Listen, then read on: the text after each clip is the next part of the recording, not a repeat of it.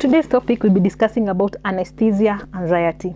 If you like this kind of content, kindly consider to like, share, and subscribe. My name is Wanjiko Ngare. I'm a CNA lab technologist, anesthetic assistant based in Nairobi, Kenya. For those who don't understand what is anesthesia anxiety, it is that feeling you are not sure of what you're awaiting. So stay tuned and let us not waste much time, and let us jump right into today's topic. Welcome back. Let us now discuss this anesthesia anxiety. How we eradicate this anxiety, we give something we call pre-meds. We have different kinds of pre-meds that you can give to eradicate it. One of the major ones is midazolam. And kindly note, this is not medical advice, and at no point you should substitute what your anesthetist or your doctor is telling you with the information you get from this video. This is just but a YouTube video. Now, anxiety, what are some of the things? I've told you we give pre-meds. This is like 10 to 20 minutes before going into the theater. And I've given you an example of our pre-med is midazolam. Now, different kids, they have different ways how you can see how you have different types of anxiety in relation to different kind of age groups. One, we have like kids like 9-month-old kids. Those ones, they are not affected because they even don't know what is surgery. They don't know what is going to happen. Then we have 1 to 3 years. They have something we call separation anxiety. Those kids, they feel they are not okay when you separate them with their parents.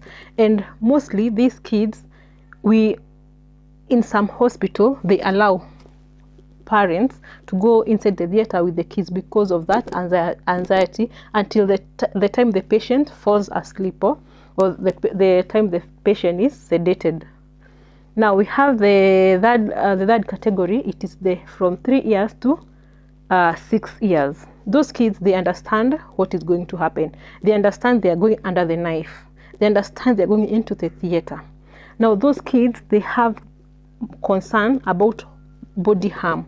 They fear. That is another type of anxiety for kids between 3 to 6 years. They fear body harm. That is their source of anxiety. Then you have kids from 7 to 12 years. Those kids, they require you to explain. You tell them we are going to the theater. You must explain we are going to the theater for this and this procedure. The reason we are doing this procedure, it is this and this reason. Those kids, they require explanation. Sawa.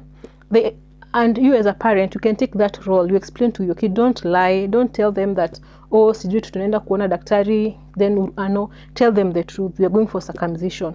We are going for adenotonsillectomy. We are going for this and this procedure. Don't lie to those kids because they need in-depth explanation. Then you have the adolescents. Those ones, they are independent. They need privacy, and they are more aware of themselves. So those ones you must explain into details, into this. Do not ignore, because those kids, they understand everything.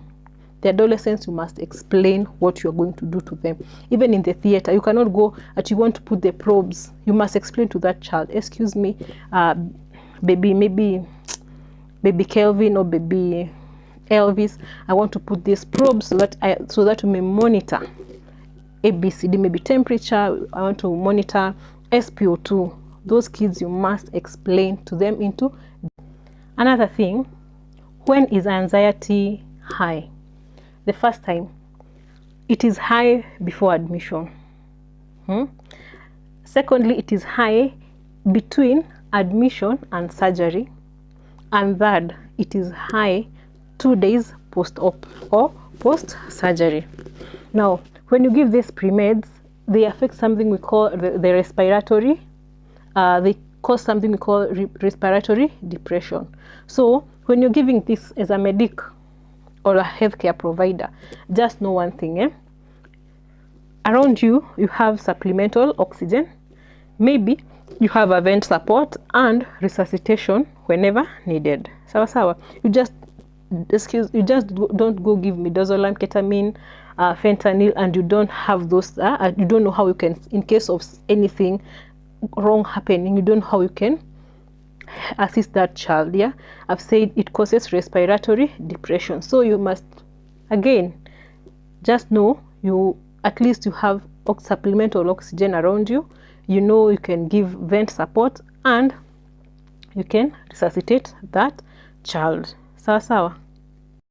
Another way you can alleviate anxiety in kids without using the pre-meds, if the nurse is a playful nurse, the nurse knows how to interact with kids, or the nurse knows how to engage someone in with conversation, at least it helps. Yeah, even a doctor who is playful, who is interactive, at least they carry your mind with their conversation. At least it helps in fighting anxiety. Now, today I'll just mention medications that we give to fight the anxiety. But if you want those medication into details, kindly comment on the video. Sawa sawa. You comment on the comment section, you tell me so that I can give you in depth. We discuss those drugs into details. Now, the first pre-med that we give, it is called midazolam. At least this one, it was approved in 1998 October, and you can give it orally. Sawa sawa. Then the second one we give, it is ketamine.